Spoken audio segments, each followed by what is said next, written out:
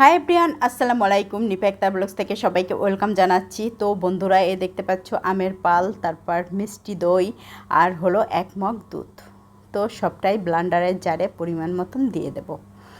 তো এই গরমে প্রাণ জুড়ানো 1 মগ ম্যাঙ্গো লাচ্ছি হলে কেমন হয়, তো আমি সেটাই বানাবো আর তোমাদের সঙ্গে শেয়ার করব।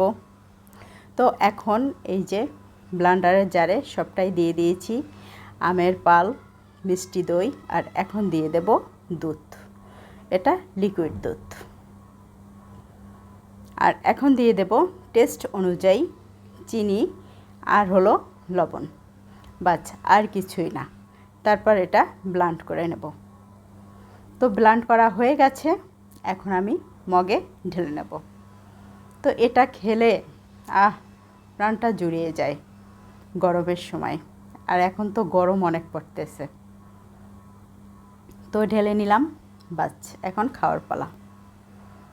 তো এরকম 1 মগ ম্যাঙ্গো লাচ্ছি গরমের দুপুরবেলা খেতে কিন্তু সেই মজা হয়, তাই না? তাছাড়া রোজায় ইফতারিতেও কিন্তু এরকম ম্যাঙ্গো লাচ্ছি খাওয়া যায়, বেশ মজা হয়। তো ঠিক আছে, আজ এ পর্যন্তই। আল্লাহ হাফেজ।